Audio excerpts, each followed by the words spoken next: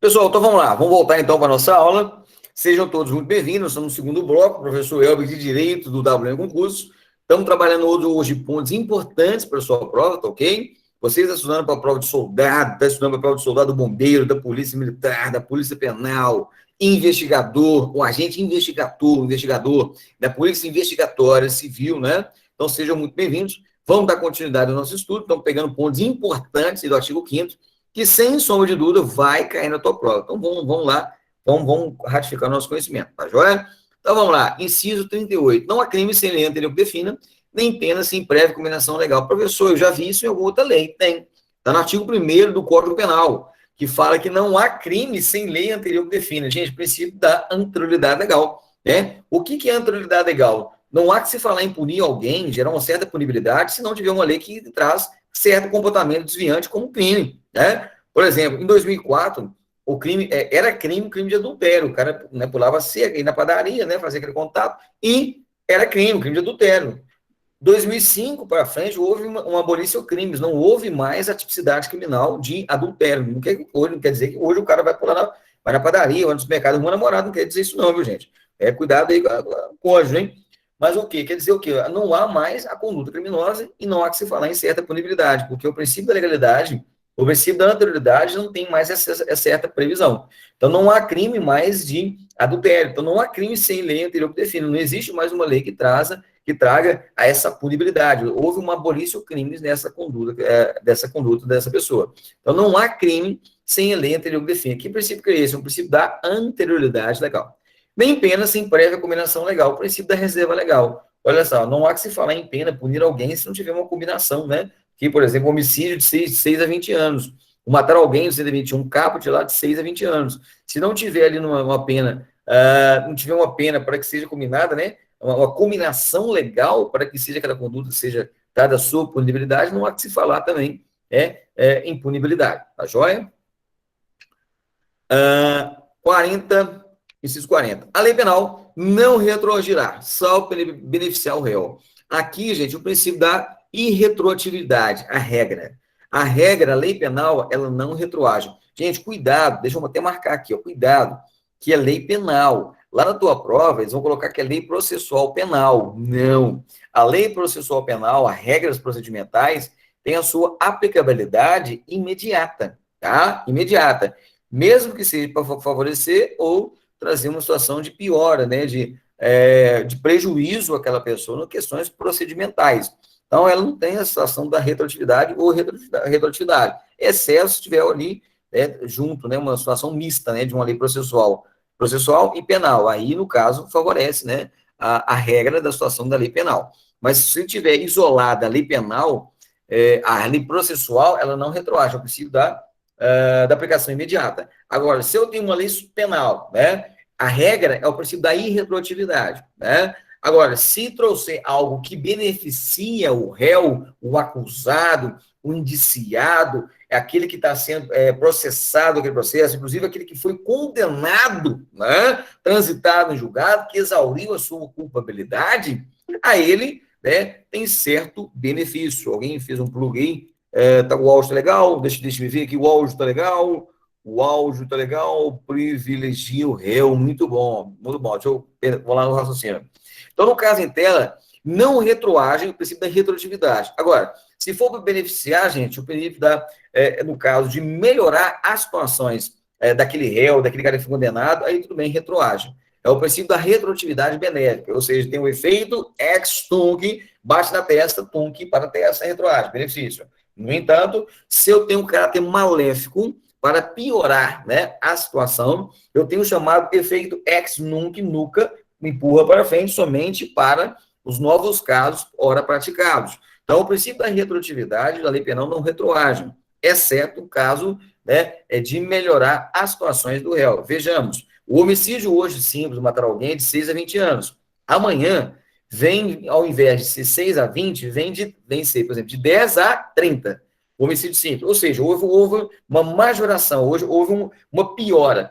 E aí, professor, vai atingir aquele que está processado, aquele que foi condenado, aquele que já praticou o ato? Não. Não atinge a pessoa. É só daqui para frente as novas condutas. Tá ok? Agora, se ao invés de ser de 6 a 20 anos, vai ser de 4 a 15, ou seja, houve um benefício, houve uma melhora, né? Aí sim tem uma retroação. Então tem um efeito ex-tunc, bate da testa e joga para trás.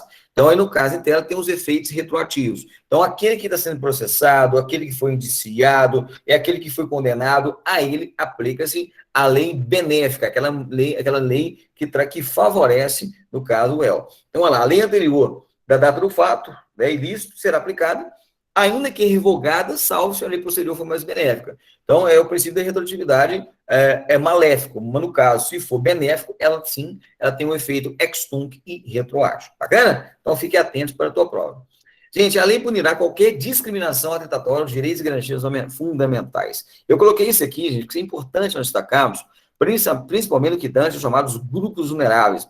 Professor, o que é grupo vulnerável? É aquelas pessoas que, pelas suas condições fisiológicas, mentais, tornam mais propícios, mais propensos os seus direitos e garantias serem violados. Né? Questões fisiológicas, mentais. Vamos dar um exemplo: mulher, criança, adolescente, população LGBT, população em situação de rua, pessoas com deficiência físico, mental, sensorial, intelectual e idosos. Então, essas pessoas, pelas suas características, tornam mais propícios seus direitos fundamentais serem o quê? Violados.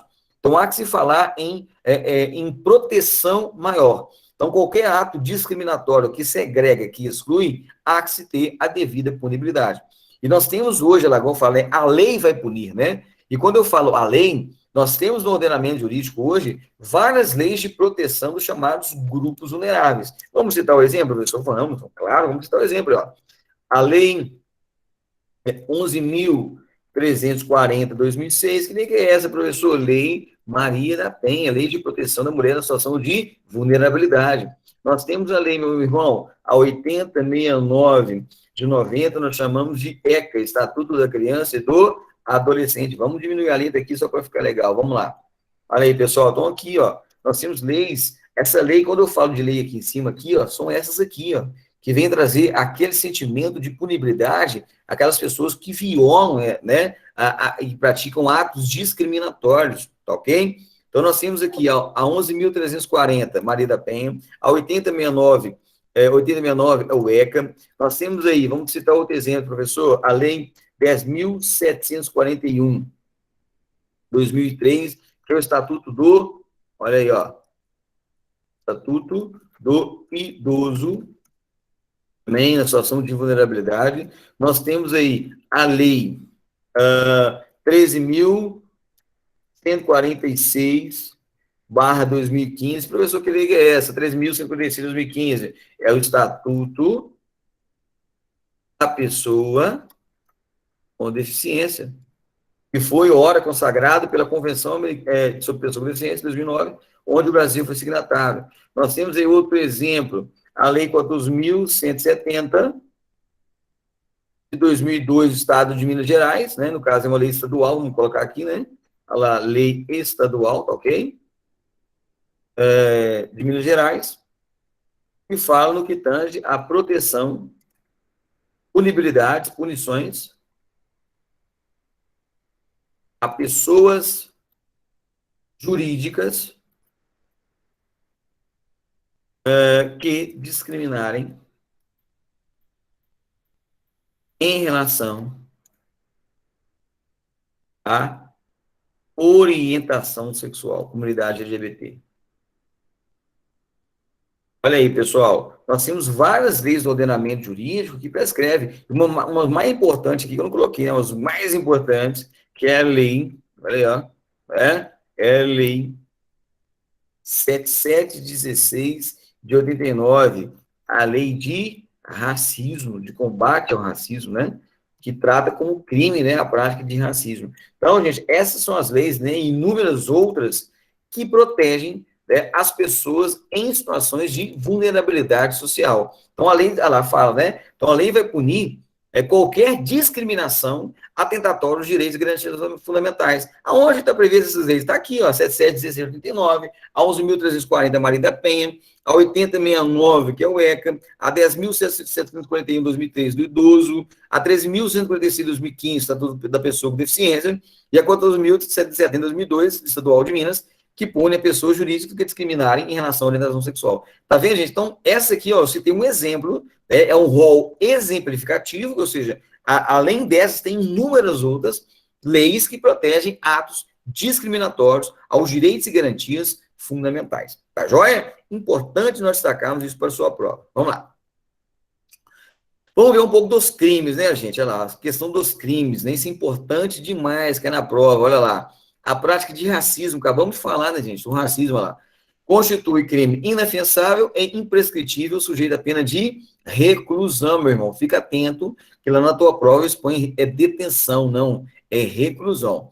Gente, prática de racismo, olha lá, artigo 1º da Lei 77.1689, serão punidos, na forma da lei, os crimes resultantes da discriminação ou preconceito de raça, cor, etnia, religião ou procedência nacional. Então, se houver uma objeção para que a pessoa exerça o seu direito fundamental nessas questões no que tange a raça, cor, etnia, religião ou procedência nacional, né, isso configura racismo. Exemplo, o seu filho não vai estudar na minha escola, você não vai entrar no meu restaurante, você não vai ter acesso ao Uber, né, ao carro né, para locomoção, porque você é negro, porque você é judeu, porque você é muçulmano, porque você é católico ortodoxo. Ou seja, você não vai exercer direitos fundamentais em relação à raça, cor, etnia, religião ou procedência nacional. E nós temos a situação da comunidade LGBT, que o STF, aí, no caso inteiro, deu essa extensão também, a prática de racismo. Então, são crimes inafiançáveis, ou seja, não há que se falar em fiança nem pelo delegado de polícia e nem pela autoridade judiciária, e imprescritível, ou seja, não prescreve com o decurso do tempo, a qualquer momento pode ser processado. E sujeito a pena de reclusão, tá? E nós vamos ver agora o TTT. Professor, o que é o TTT? É o 3TH, né? 3TH, é o tortura, tráfico, terrorismo, mais os crimes hediondos da Lei 8.072/90, que são inafiançáveis. Olha aí, pessoal, vamos dar esse destaque, hein?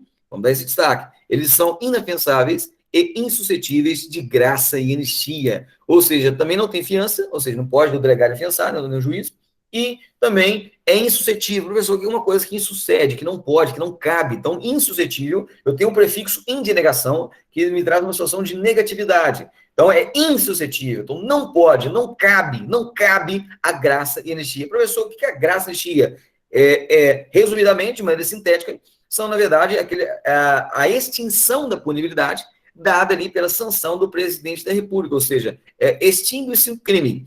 A graça, no caso em tela, tem uma diferença que passa primeiro, no caso, a graça, na verdade, é concedida pelo meio do ato de decreto, né, do presidente da República, está previsto no artigo 84, inciso 12, a anistia passa primeiro pelo Congresso Nacional, né, na verdade, é concebido pelo Congresso, e o presidente da República, ele sanciona, que está previsto no artigo 48, inciso 8º da nossa Constituição. Então, olha que interessante.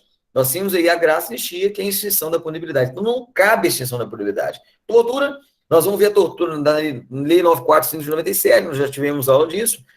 Lá no aulão, eu vou reforçar muito isso, né, da tortura. O tráfico, vamos trabalhar demais o tráfico, né? O tráfico é previsto no artigo 33, da 11.343, lei de tóxicos, de entorpecentes, e o terrorismo, nós temos a lei de terrorismo também. E os definidos como crime hediondo. Gente, o crime hediondo vai cair na tua prova, nós temos que saber isso de cor. Quais são os crimes hediondos? Também não caía na prova, agora está caindo. É a primeira vez que vai cair o crime hediondo. Da mesma forma, aí, as leis de introdução ao direito brasileiro. Então, a lei dos crimes hediondos tem que ficar vivão. Vou até grifar isso aqui, ó. Tem que ficar vivão, que isso aqui vai cair na tua prova, porque está bombando, é novo, né? E todo dia estão colocando mais crimes hediondos aí, ó, no rol, né? No rol dos crimes hediondos. Então, tem que ficar atento quanto a isso, hein? Vamos ver isso aí.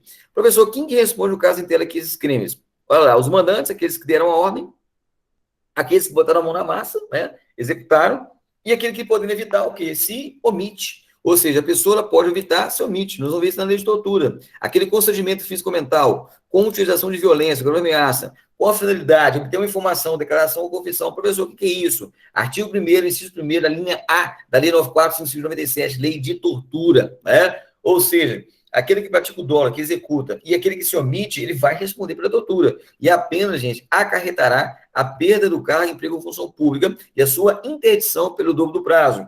Lembrando que se a lei de tortura, vamos aí nos afastar da lei de abuso de autoridade. E, no entanto, a lei de abuso de autoridade é diferente. Nós temos aí a perda do cargo, emprego e função pública na abuso de autoridade mas não é automático, caiu na prova de sargento há 2 semanas atrás, e eu falei com os meus meninos, eu falei com os meus alunos da turma de sargento, eu falei, ó, vai cair isso na tua prova, e realmente caiu, né? Ou seja, nós temos a tortura, que no caso, a perda da função pública, ela é automática, não há que se falar uma decisão motivada e justificada pela autoridade judiciária, não precisa, isso para a prova, tá? Vamos nos abster de questões doutrinárias, jurisprudenciais, eu estou falando da literalidade legal, da literalidade. Lá na tortura, no caso, a perda do cargo, emprego, função pública e a sua interdição pelo dobro do prazo é automática, está previsto na lei, tá? Vamos nos abster de questões doutrinárias e jurisprudenciais. No entanto, a Lei 13.869 de 2019, a nova Lei de Abuso de Autoridade, não trouxe como automático, né? No caso da perda da função pública. No caso inteiro da perda da função pública, a sua inabilitação de 1 a 5 anos, no caso em tela, há que se ter a reincidência, e tem que ser motivado pela autoridade judiciária. Tem que ter a reincidência e a sua decisão motivada, diferente da tortura. Tortura tem que ter, é automático. Lá na brutalidade tem que ter reincidência e tem que ser motivado. Isso caiu na prova de sargento há 2 semanas atrás, e eu falei com meus alunos, ó, isso vai cair na tua prova, você, futuro sargento, tem que ter conhecimento, e realmente caiu, tá? Então, isso também tem chance de cair na prova de soldado, então fica atentos aí, no caso em tela. Constitui crime inafiançável, nós vamos trabalhar isso também lá no aulão, hein, gente? Vamos trabalhar bastante isso no aulão para vocês gabaritarem na prova, tá? Vamos fechar essa prova aí de direito, tá? Vamos fechar. Nossa obrigação, nosso compromisso e a missão é tiro no alvo. Tiro no alvo de 556, 762, transfixante, né? Para que cheguemos, né, aos resultados positivos, tá? Vamos neutralizar a conduta criminosa do infrator. Constitui crime inafiançável e prescritível também aos grupos armados, civis e militares. Olha aí, nós falamos, né? Contra a ordem constitucional e o Estado democrático. Eu citei o exemplo da milícia, Hezbollah, Al-Qaeda, as Farc, né? Então, são crimes inafiançáveis e imprescritíveis. Nós vamos ver isso também na lei de crime de honra, nós temos uma diferença aí. Então, nós vamos trabalhar isso aí também, de grande importância para a sua prova, tá ok? Gente, olha que legal, um quadrinho aí, ó, um quadrinho show de bola, né? Depois eu vou mandar mais quadrinho para vocês aí, ó, mas só para a gente lembrar. Imprescritíveis e inafiançáveis. Lembrando, gente, que inafiançável é todo mundo, gente, tá joia? Inafiançável é todo mundo, a galera toda. É o racismo e é o 3T. Tortura, tráfico, terrorismo, crime hediondo, de ação de grupos armados, civis e militares. Então, é a galera toda inafiançável. Agora, imprescritível é ação de grupos armados. Iniciativa de graça anistia, o 3T mais crimes hediondos. Tá joia? Professor, tem que decorar isso? Tem. Isso vai cair na prova? Vai cair na tua prova. Então, fica atento aí, tá? Individualização da pena. Gente, qual que é a pena que o Brasil adota as penas? Primeiro, privação e restrição da sua liberdade. Perda de bens, multa, prestação social alternativa. Nós temos aí a prestação a serviço da comunidade. Então, vamos falar lá no ECA, né? Que o menor infrator, se ele cometeu lá o ato infracional, ele vai prestar serviço à comunidade, ele vai ter que fazer aquela reparação de bens, não os pais, tá? Nós vamos ver isso lá no aulão, questão do ECA. Amanhã também eu vou ter uma aula de ECA para o pessoal da turma da manhã. Vamos trabalhar isso bastante. Suspensão e interdição de direitos. Cuidado. Lá na tua prova, eles põem cassação de direitos. Não é cassação, meus irmãos. É suspensão e interdição de direitos fundamentais. É o que está previsto. Agora, não tem pena de morte, professor. Aonde que não tem pena de morte? Olha lá. Não há pena, na verdade, de morte. Gente, isso aqui cai na prova demais. Eles invertem a regra no ordenamento que não tem pena de morte. Por que, professor, é a regra do ordenamento? Porque a regra, meu irmão, você, agente da lei, futuros agentes da lei, nós, agentes da lei, nós temos que garantir a vida. Por isso que a morte é uma exceção, a regra é a vida, porque o nosso papel é garantir a vida, né? Interessante, no caso, nós tivemos um aumento da pena agora máxima, né? Pelo pacote de crime, que, no caso, a pena era até de 30 anos, agora passou para 40 anos, é título de conhecimento, na tua prova, artigo 75 do Código Penal, que foi introduzido pela Lei 13.869 de 2019, que é o pacote de crime, então tá recente aí, gente, tá com o Juninho faixa branca, tá recente aí, era 30 anos, agora passou para 40, a pena máxima aí, no caso em tela, tá joia? Também não tem trabalho forçado, esse ponto aqui que eu quero dar um destaque legal, olha só, gente, nós vamos trabalhar isso lá no aulão, hein? Eu quero que vocês gabaritem o direito comigo lá nessa prova de soldado, hein? Eu quero que vocês gabarintem, porque isso vai cair na tua prova, trabalho forçado. Olha aqui, no Brasil, na nossa Constituição, é proibido o trabalho forçado. Olha aí. Presta atenção, você que é Juninho, faixa branca, que é a primeira vez que está estudando comigo. Os meus alunos, todos já sabem de cor. Os meus alunos, todos sabem de cor. Você que está estudando comigo pela primeira vez, vai aprender, porque os outros já tudo sabem. Que o trabalho forçado, na Constituição, ele é proibido. Está aqui, ó, o trabalho não tem pena de trabalho forçado. Agora, o que é agora importante para destacar que vai cair na prova? Lá na Convenção Americana de Direitos Humanos, 69, onde o Brasil foi signatário em 1992, nós temos aí o que é o status de superlegalidade, fala o quê? Que lá tem a permissibilidade, essa convenção americana que foi instituída pela OEA, Organização dos Estados Americanos, tem a sua aplicabilidade em âmbito regional nas Américas, fala o quê? Que o trabalho forçado é permissível. Olha aí, ó, o que vai cair na sua prova? Eles vão te confundir. Se você é Juninho, faixa branca precoce, e não está estudando comigo, você vai confundir e vai errar tudo. Agora, trabalho forçado na Constituição é permitido? Não, é proibido. É proibido o trabalho forçado. A Convenção Americana permite o trabalho, lógico, desde que siga algumas regras. Por exemplo, ó, o trabalho forçado lá não deve afetar o quê? A dignidade nem a capacidade física e intelectual do recluso. Mas é permitido, professor? É permitido, tá joia? Então, é permitido. O que eles vão fazer na porta, meus irmãos? Eles vão inverter. Eles vão inverter, tá joia? Gente, deixa eu passar aqui mais rápido aqui. Eu quero destacar um ponto importante, por causa do horário aqui, para a gente não perder o fio da meada dos pontos importantes para a prova aqui. O que eu quero destacar aqui, ó, deixa eu passar aqui, depois vocês dão uma lida com calma, tá? A questão da presunção de inocência, importante também, a presunção de inocência, está tanto previsto na Constituição, da mesma forma está prevista na Declaração Universal de Direitos Humanos, tá vendo? Ó, eu coloquei os 3 documentos, porque os 3 documentos irão cair na tua prova. A Declaração Universal de Direitos Humanos, seu artigo 11, fala a questão da não culpabilidade. Até que se transita em julgado a sentença penal condenatória, ou seja, o exaurimento da culpabilidade, presume-se a inocência. Né? O direito à presunção de inocência é um direito previsto na Declaração de 48, está previsto também na Convenção Americana de Direitos Humanos, lá no seu artigo 8º. Dê uma lida nisso aí, isso é importante demais para a sua prova, o direito à presunção de inocência. Agora, isso aqui é importante demais, isso é importante demais. Eu, quando o ministro fala para a turma dos militares, né, que já é militares, e muitos dos próprios nossos militares já confundem isso aqui. Eu falei, gente, não confunde, eu quero a tua prova. Gente, vou falar isso aqui, importante destacar. Se eu conseguir falar esse inciso aqui e a questão do depositário fiel, finalizamos a aula e eu fico satisfeito. Vamos lá, vamos falar isso aqui que é importante para a gente finalizar o nosso dia de hoje. Inciso 61. Gente, esse slide eu preciso, por gentileza, por favor, que vocês imprimam isso aqui, cola na geladeira de casa e leiam 78 vezes aqui quando você acordar. E quando você chegar para a sua casa ao dormir, você leia mais 72 vezes, tá ok? 78 no início do dia e 72 vezes quando você voltar para casa. Isso aqui é uma boa questão da tua prova, tá joia? Então vamos lá. Ninguém será preso. Gente, ninguém será preso. Qual que é a regra? O direito de vir, ficar, permanecer, estar. O direito à locomoção. É a primeira geração de direitos humanos, direito à liberdade, que foi consagrado lá no Bill of Rights, foi consagrado lá na Constituição inglesa, do João Sem Terra, foi consagrado lá em 1769, no habeas corpus, né? Foi consagrado lá na Revolução do Iluminismo e Renascentismo, da liberdade. Essa é a regra. Agora, em 4 situações eu posso prender. 4. Recorda isso aí. Primeiro, flagrante delito. É o flagrante, 302 CPP ou 244 CPPM, Código de Processo Penal Militar.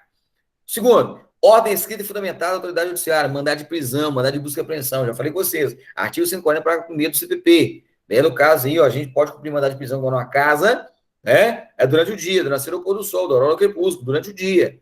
Vimos pela Lei 3.869 de 2019, seu artigo 23, inciso 3º, 22, inciso 3º, que fala que não posso cumprir mandado de prisão entre as 21 e 5 da manhã. Eu tenho que respeitar o critério psicossociológico, o princípio de descanso. O nosso professor Paulo Bonavides, Valéria Madibuoli e Flávio Pavizão foi claro isso aí. Não posso violar os direitos e garantias fundamentais. Então, a Lei 13.869 vinha assegurar que nós, agentes da lei, não cumpramos o mandado de prisão ou busca e apreensão 240 do CPP em 21 às 5 horas da manhã, é o critério psicossociológico. Então, ordens civis fundamentais durante o dia. Bacana? Agora, mais 2 situações que eu posso prender: transgressão militar e crime propriamente militar. Gente, Presta atenção, isso vai cair na tua prova. Transgressão militar.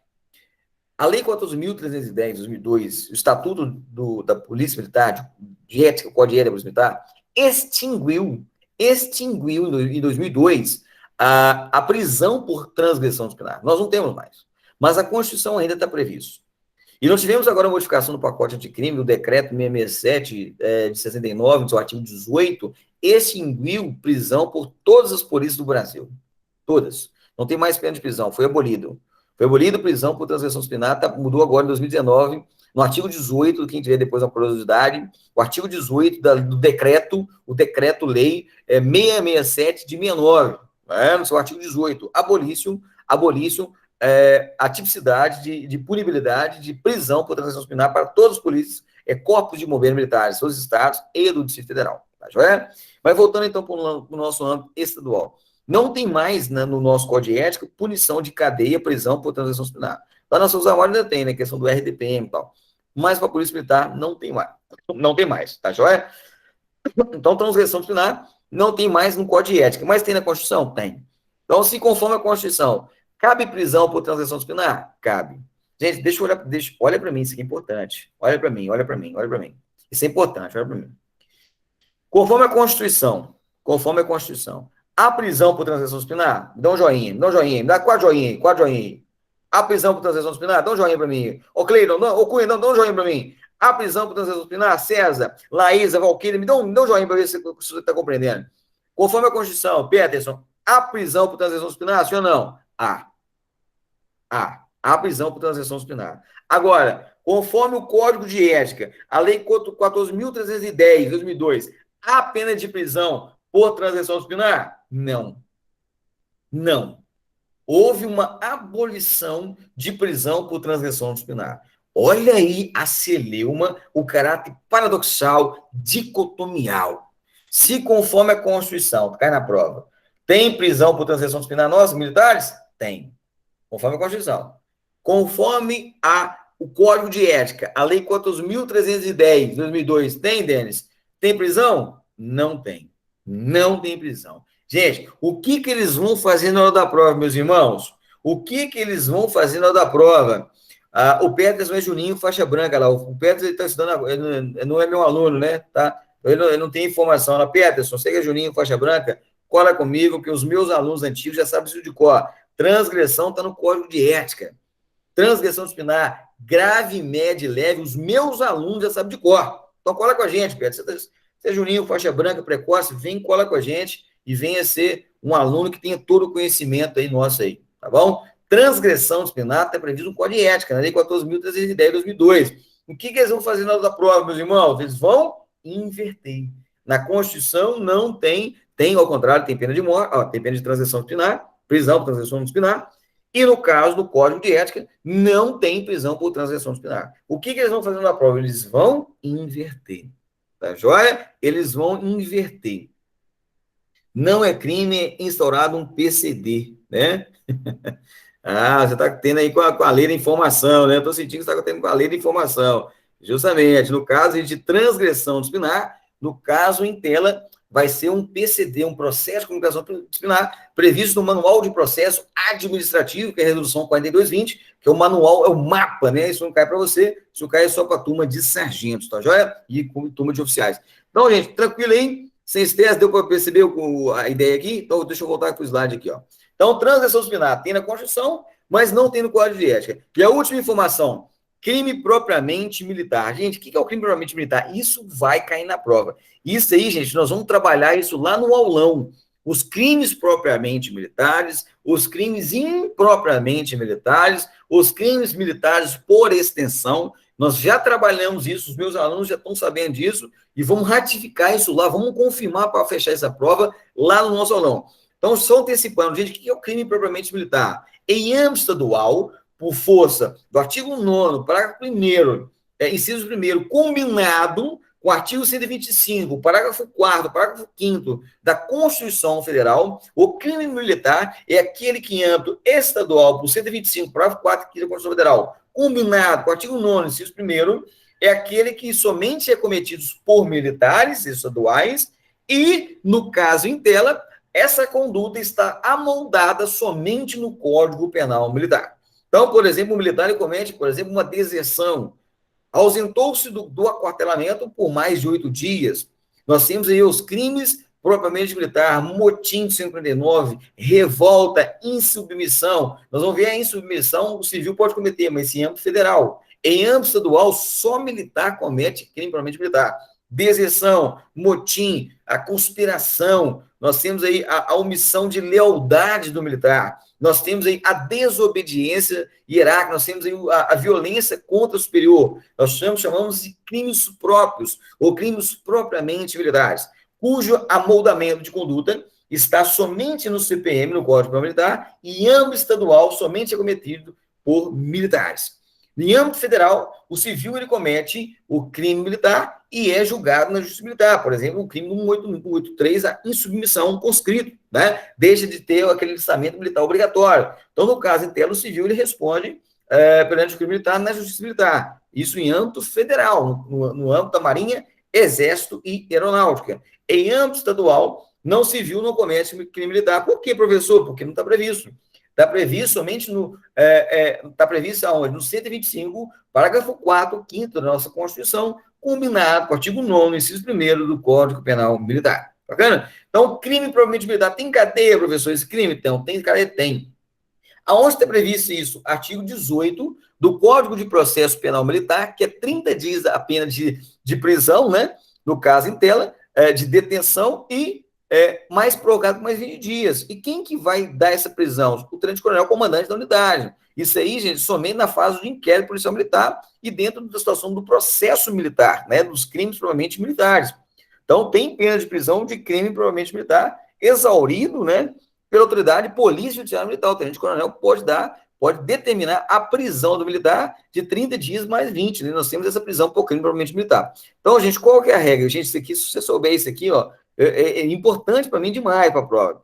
A regra, não tem prisão, exceto flagrante delito, ordem escrita fundamentada da autoridade judiciária, transgressão militar, lembrando que a transgressão só na Constituição, no nosso Código de Ética não tem, é crime propriamente militar. O que é crime propriamente militar? Cuja conduta sua está amoldada somente no Código Penal Militar e praticado por militar, em âmbito estadual. Porque está previsto no 125, parágrafo 4º e 5º da nossa Constituição, combinado com o artigo 9º, inciso 1º do Código Penal Militar. Tá joia? Em âmbito federal, o civil pode ser julgado, porque está previsto isso lá no 125, que julga crimes militares. Marinha e Aeronáutica julga crimes militares, que são praticados tanto por militares quanto civis. Em âmbito estadual, no nosso caso, não julga crimes militares, julga militares que cometeram crimes militares. Então, por isso que nós não julgamos civis, nós julgamos somente militares. A Justiça Castrense, a Justiça Militar, as auditorias do juiz militar, os conselhos de justiça, em segunda instância, duplo grau de jurisdição, artigo 8º, a linha H, do PAC São José, duplo grau de jurisdição, o Tribunal de Justiça Militar, que somente em Minas, São Paulo e Rio Grande do Sul detém, julga somente militares. Tá joia? Show de bola, show de bola. Informação aqui, ela é muito boa, é muito importante. Gente, o último aqui, o inciso, para a gente finalizar a nossa aula, eu quero tratar aqui, o tempo ele passa muito rápido, né? Eu quero destacar um ponto importante que vai cair na tua prova, sem sombra de dúvida, né? É uma grande chance, a Convenção Americana de Direitos Humanos, no artigo 7º, a questão da prisão civil por dívida. Olha aí, meu irmão, inclusive eu trouxe um entendimento do Supremo Tribunal Federal acerca da situação, mas para a prova, vamos ver. Para a prova, vocês têm que adotar o texto da Constituição, a literalidade. Lá fala na Constituição que não há prisão por civil por dívida. Não se prende por pessoa que está devendo. Não se prende por pessoa que está devendo. Né? A gente prende questões penais, a parte de crime lá no Código Penal, lei penal extravagante, né? Lei penal especial. Agora, em questões cíveis relacionadas lá de dívida, relacionadas ao Código Civil de 2002, não tem prisão. Essa é a regra. Professor, tem exceção? Tem 2 exceções. Primeiro, na nossa Constituição, o inadimplemento. Gente, o que é inadimplente? É a pessoa que deixa de pagar. Voluntário, ele não pagou porque ele não quis. Voluntário. E inexcusável. O que é uma coisa inexcusável? Ele não pode se excusar, se esquivar, se desfazer daquela obrigação. É dele, é inexcusável. De obrigação alimentícia, ou seja, fez o menino, procriou, tem que assumir a responsabilidade. Não assumiu, cadeia, tem cadeia nele. A cadeia da pensão alimentícia está previsto tanto na Constituição quanto previsto no artigo 7º, item 7º, lá da Convenção Americana de Direitos Humanos. Olha lá. Ninguém deve ser detido por dia, no inciso 7º, lá embaixo, lá. Esse princípio não limita lá, os mandados de autorização judiciária, autoridade judiciária competente, expedidos em virtude lá do inadimplemento de obrigação alimentar. Então, gente, essa obrigação está prevista tanto na Constituição, ok? Quanto previsto na Convenção Americana. Está igualzinho à Convenção Americana. Agora, o que eles irão colocar na tua prova para te confundir? É isso aqui, ó. É isso aqui que eu tenho que alertá-los. É isso aqui que é a minha preocupação, que eu tenho que abrir os olhos, os ouvidos de vocês. É isso aqui. Vem comigo, vem comigo. Depositário infiel. O depositário infiel é uma figura que somente está prevista na Constituição. A Constituição prevê que há prisão civil por dívida pelo depositário infiel. Aquele depositário que foi dado a ele uma obrigação de guarnecer, de proteger um bem, e ele não protegeu. Ele não guarneceu aquele bem. Aquele depositário de um bem, de um patrimônio, ele foi infiel. Conforme a Constituição, a prisão dele? Há. Conforme a Convenção Americana, a prisão do depositário infiel? Não. Tá vendo? É a mesma coisa do trabalho forçado. Eu tenho uma situação do trabalho forçado da Convenção que pode. Na Constituição, não pode. Eles vão inverter. Aqui já é o contrário.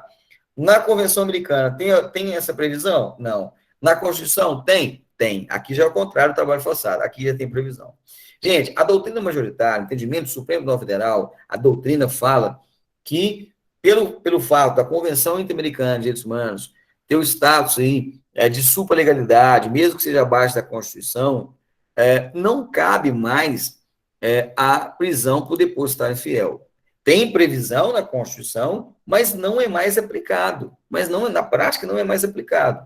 Isso tem vários entendimentos majoritários, que não é mais aplicado a prisão por depositário infiel. Inclusive, eu estava lendo, né, que tem outros tipos de prisões, violações de contratuais, que tem prisão na prática. Mas para a prova, é isso que eu quero te alertar para a prova. Vamos nos preocupar para a prova, vamos nos abster de questões práticas. As práticas não me levam para a prova. A prova me leva à teoria, Então, para a prova, não há prisão civil por dívida. Eu tenho duas exceções. Primeiro, o inadimplemento voluntário e inexcusável de obrigação alimentícia e o depositário infiel. Está na Constituição, então é isso que você tem que saber na prova.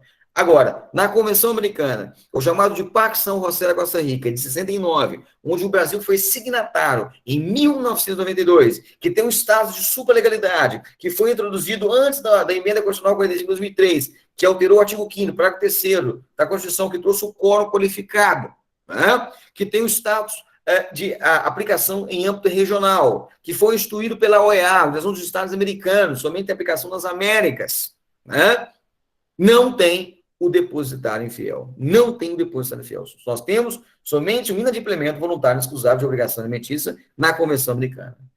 Na Constituição, eu tenho os dois. O que eles vão fazer na da prova? Eles vão inverter. Eles vão te afirmar, eles irão te afirmar que da Convenção Americana tem depositário infiel. Não tem depositário infiel na Convenção. Somente tem o depositário infiel na Constituição. Gente, espero eu ter sido claro, conciso e preciso até aqui. Espero eu ter sido claro, conciso e preciso até aqui. O alistamento também será diferente na Constituição, a Convenção, o alistamento... isso é outra situação, né?